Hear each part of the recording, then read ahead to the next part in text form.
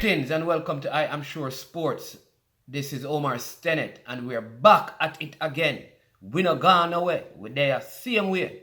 We're going to have a very good one for you today, so stay tuned. Alright, we have a few things to deal with today, so listen up because it's going to be really, really good. I am sure about that. No joke about that. All right, so let's just dive right into it. Let's talk about some cricket, and let me begin by discussing India's tour to Australia.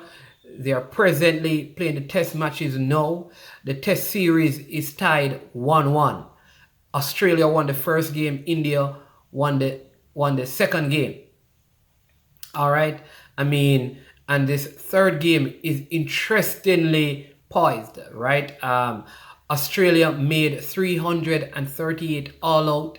Good bowling by the Indians, and in reply, India are at this point, they are 90 for 2. Steve Smith, he made one more century for Australia in Test cricket, 27 now. This guy is a big batsman. You may not rate him because his batting style is not the most attractive. If you think about a Shivnarine Chandrapal of the West Indies, you think about a Steve Smith. They don't look attractive at the crease, but they occupy the crease, and they're also effective and they're also efficient. In other words, they get the job done, though it don't look the best.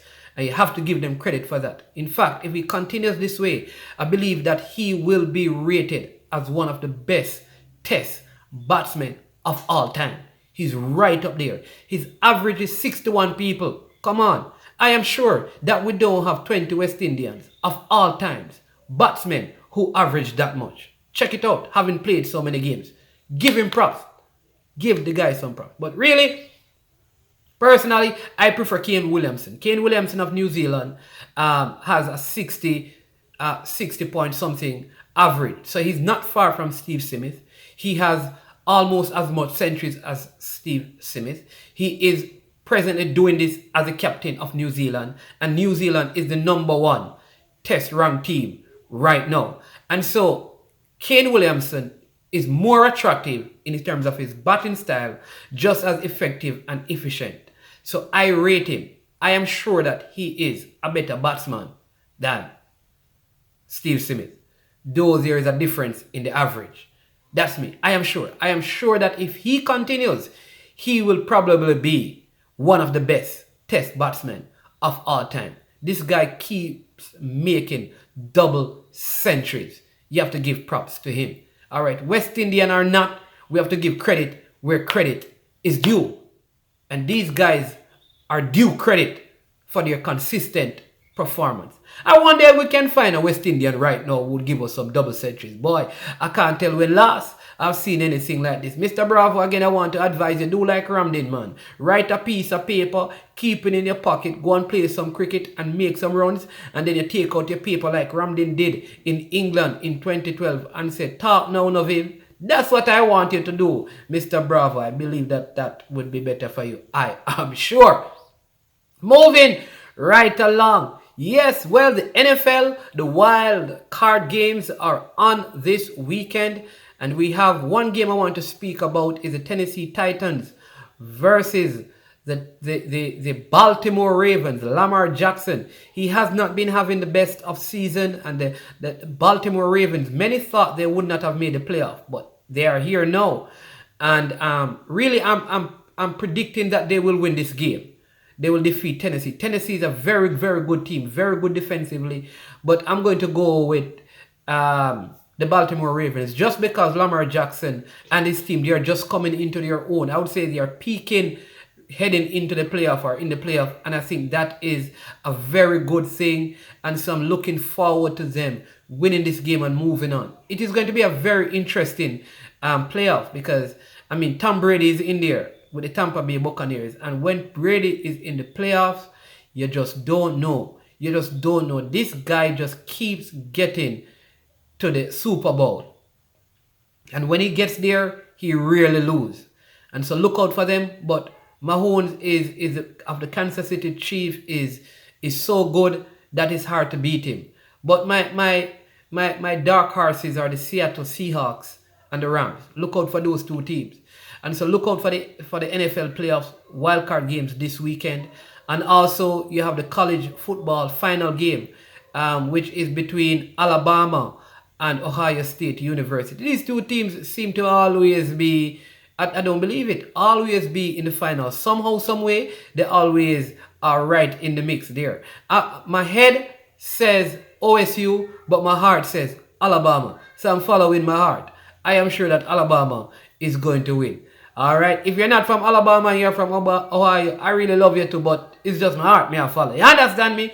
I am sure that Alabama is going to take it. Now to some NBA. Wow. Interesting season so far. All kind of things happening here, happening there, happening everywhere. Right, Kyrie Irving and Kevin Durant seem to be one in, one out. You know, they play today, they don't play tomorrow. These guys look like they're running the Brooklyn Nets, like they do what they want, how they want, when they feel like. That's how it appears. But the team is still doing well. I mean, they had a very good win without Kyrie, without Kevin Durant, when they played against the Philadelphia 76ers. The Philadelphia 76ers with Joel Embiid and Ben Simmons and Tobias Harris and Seth Curry, Dwight Howard and new coach Doc Rivers. They lost that game. I'm very disappointed in them. I thought they should have won that game. Doc Rivers is goodish coach. You know, after what he did in the LA Clippers whole thing, begin to question that, but he won with the Boston Celtics. What can I say? Who am I to criticize Doc Rivers? I am sure that he's a better NBA coach than me. You understand what I mean? Seriously, yeah. But I am also delighted to see my Knicks finally having a winning season. It appears, because things could change with the New York Knicks. But Tom Thibodeau is a very good coach. He was with the Knicks before and now he's back. He was an assistant coach there before he launched out. So he's back now. Very good coach. And he's getting the best out of the New York Knicks right now. They are 5-3. Julius Randle is playing some good basketball game. RJ Barrett is doing really, really well. They just re-signed Taj Gibson, who played with Tom Thibodeau in Chicago and also played with him when he was at the Timberwolves.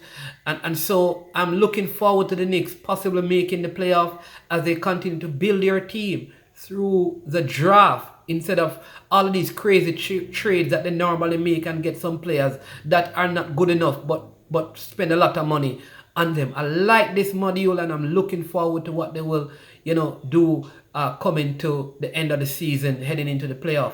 Look out for the Golden State Warriors.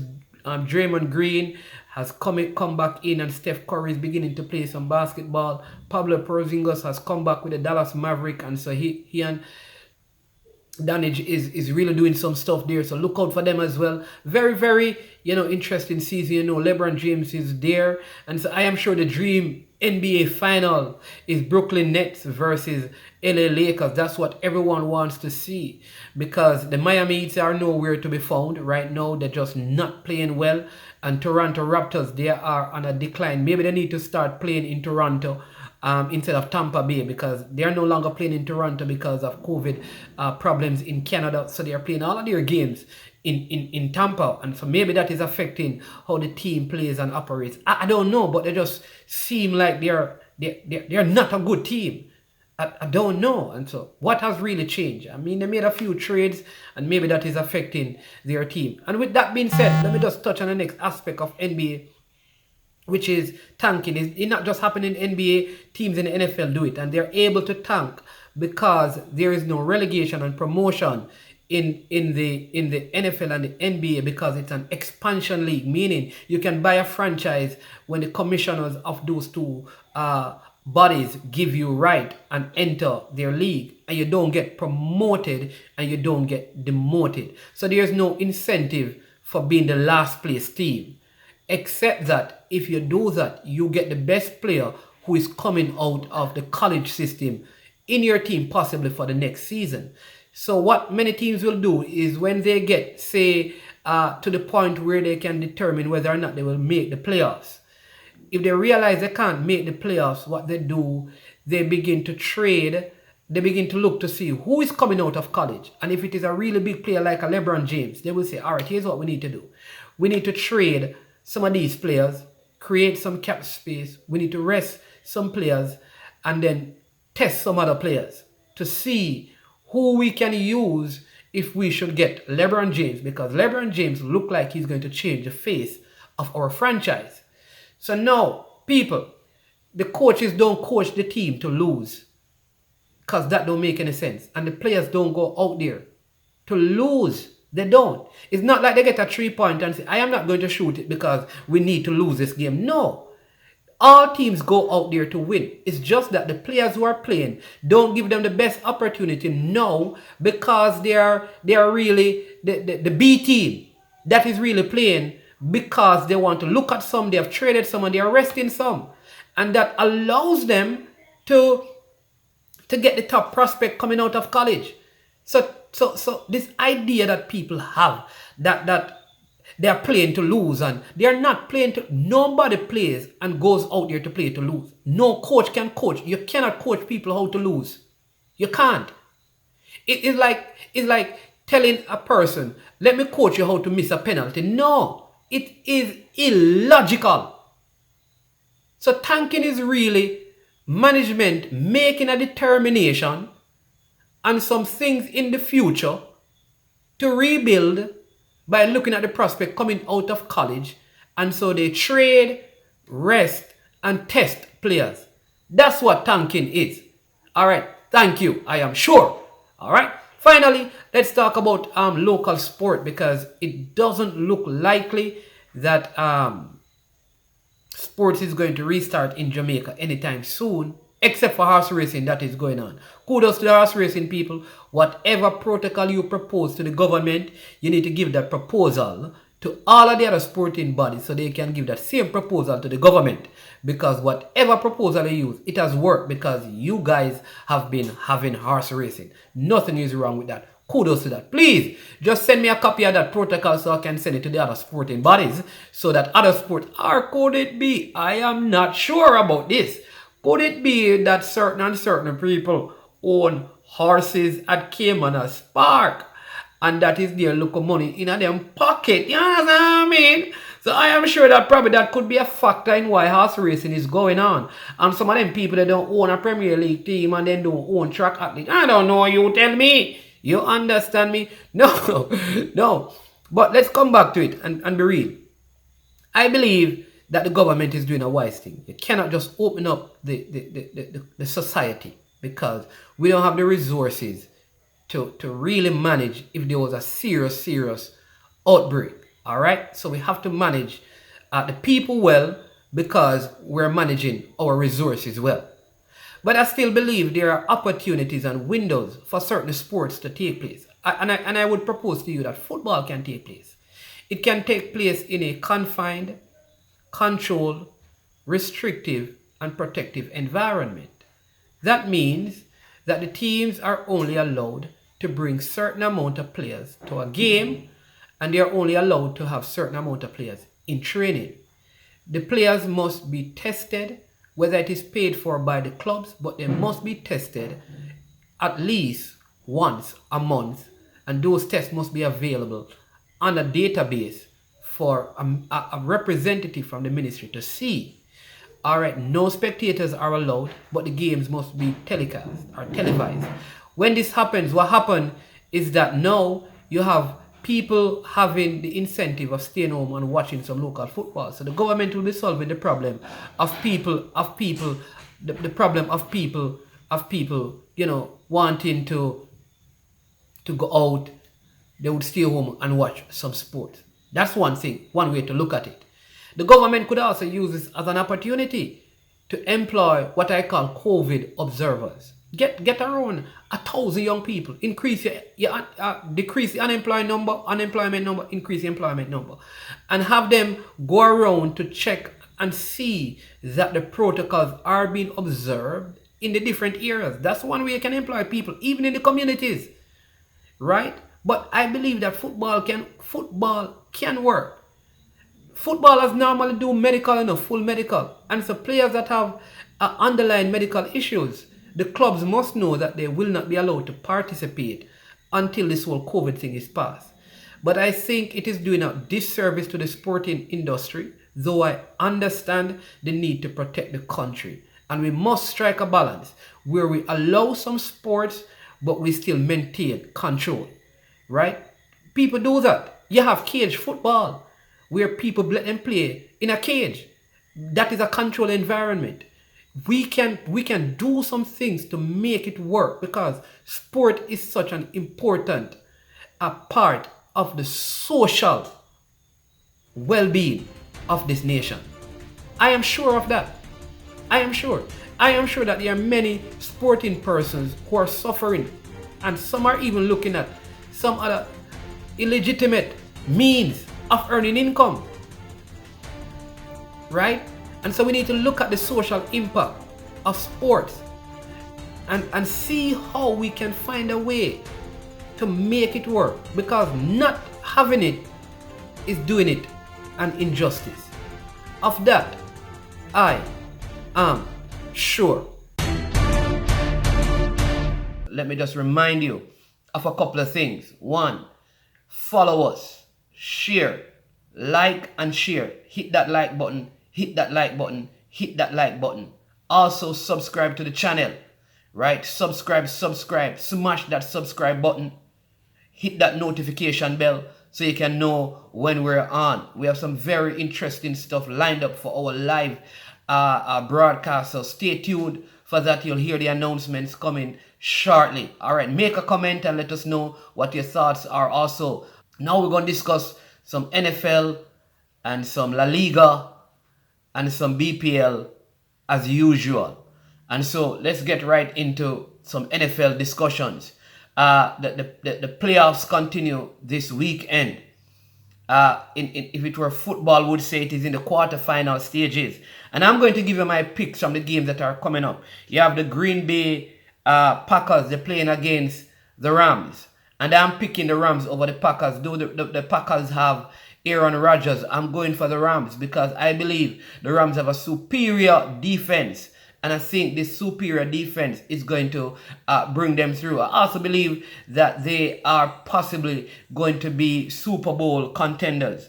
And then the other game is between Josh Allen of the Bills and Lamar Jackson of the Ravens. You'd have heard my pick from the last episode that I picked the Baltimore Ravens to have won their first playoff games, and they did. But I think this Bills team has been playing good all season. And Josh Allen is a very, very good quarterback, and he has a better team than what Lamar Jackson is working with. So I am picking the Buffalo Bills. And they are a New York connected team, so you don't know how the thing go. All right, we also have the Chiefs versus the Browns. And I really, if they had gotten any other team, I think the Browns would have come out victorious. But because they are playing the Kansas City Chiefs, the defending champions, I mean, Mahomes, who was the MVP for the Super Bowl, I have to go with the Kansas City Chiefs. Do I really like Baker Mayfield, who is a very, very good upcoming quarterback in the league? So I'm picking the Kansas City Chiefs to win that one. Our next big game will be Drew Brees versus Tom Brady. That is the New Orleans Saints versus the Tampa Bay Buccaneers. And of course, I'm going with Drew Brees. Right, Tom Brady is a very, very, probably one of the greatest quarterbacks of all time. And I know some people going to dispute that because of this whole cheating thing that came up while he was in New England. But that's not my reason for not selecting the Buccaneers. I just think New Orleans are a way better team. And these are two older guys. They are 42 years old. And so Drew Brees it is for me. And so those are my four picks. The Kansas City Chiefs, New Orleans Saints, the Buffalo Bills, and the LA Rams. Those are my four picks for the NFL, what you'd call the quarterfinals this weekend. So look out for that, and then let's see how it goes. But there are some very good games. They are going to be very competitive. So watch the games. You will enjoy it. Even if you don't understand football, trust me, these games this weekend will get you really, really excited. And when we say football, we are talking about football that is played with the hand. We're not talking about our football called soccer, right? And so, but I'm going to get into that soccer part right now, in fact, and talk about the La Liga a little bit. Now, if you have been following the La Liga, you'd realize that Atletico Madrid, the Diego Simeone coach, Atletico Madrid, are leading by 3 points over Barcelona and Real Madrid. They also have played 3 less games. And so what that means is that Atletico Madrid are in prime position to some people would say to take the La Liga title. But I believe they are going to slowly go into decline in the next few weeks. Whenever the Champions League comes around, I think they are going to suffer from that because they are still in it. And I also believe that the Barcelona team is coming back together in terms of under Koeman. They had a change of coach, and now Koeman is getting his philosophy with them. Messi is finding form and Griezmann is beginning to score. And so they have done some good things. They have a more solid and consistent defense line. And so Barcelona is going to pose serious challenges to Atletico Madrid as the season progresses. And I think this is the time of the season. It's normally after the winter break that a Real Madrid really step up their game. And so I believe, though there will be no major transfers, I think because these teams are keeping their same sets of players, that there's a bonding that takes place and an understanding of the system and the objective of the team that will give, I believe, Barcelona and Real Madrid a better possibility of taking the La Liga this season. So look out for that. That is my pick. My pick is that Atletico Madrid will be, I am sure that they will be in the top 3, but I am sure that either Barcelona or Real Madrid will take the La Liga title this week. Of that, I am sure. Now, let me just jump to the Barclays Premier League and just give you a little bit of information. Manchester United, coming out of the midweek games, they are now leading the EPL by a point over Liverpool, who is in second place. But they both play each other this weekend. Right? They play each other this weekend, and if Liverpool wins, Liverpool goes back to the top. If Manchester win, they extend their lead. And if the game is tied, Manchester United, that is, continues to lead. Whether they are leading right now or not, they are not going to win this league. Not this season. And it is so ridiculous how the Manchester United fans are. Because at the beginning of the season, especially after they suffered that defeat to Arsenal. Arsenal defeated them at their home by 1-0. Many of them were asking for their coach to be fired, for him to lose their job. And many of them were criticizing Paul Pogba, that he's the worst player and they need to sell him in the January window. Paul Pogba scored yesterday, and all of a sudden, all the Manchester United fans are saying he's the best thing since sliced bread, since crackers, since brown bread, since fried dumpling, since fried potato, since fried plantain. What's going on with you? Be consistent. They are saying Solskjaer is a big coach and all of that, and Manchester United is going to win the league. No, what this is saying, my Manchester United fans, and I am sure that this is what this is saying. All it is saying is simply this. Any team that has a good run stand a chance of leading the Premier League because of how inconsistent the season has been and the impact of the COVID pandemic. At the end of the day, the title contenders will be dun dun dun dun dun dun dun dun dun Liverpool, dun dun dun dun dun dun dun dun dun Manchester City. I am sure. Check it out. I believe, however, I am sure that Manchester United will finish in the top 4 at the end of the season. So somebody go and get what they don't get. Arsenal, I don't think is going to finish up there. I don't think Tottenham is going to finish up there. I think Chelsea may squeeze into 4th. But Manchester United will not be title contenders come the end of the season. I am sure. Very good squad, and if they keep them together and get a Martinez from Inter Milan, bam, I think they'll be ready to lift the EPL title. Of that, I am sure. So remember, hit the like button, smash the like button, press it and touch it until you break it and replace it. Subscribe, make a comment, follow and share. And remember to watch us on Irie Time TV every Friday at 12:30. Just a nugget, because we always want to leave a nugget with you. If you always do what you have always done, you will always be who you have always been. I am sure.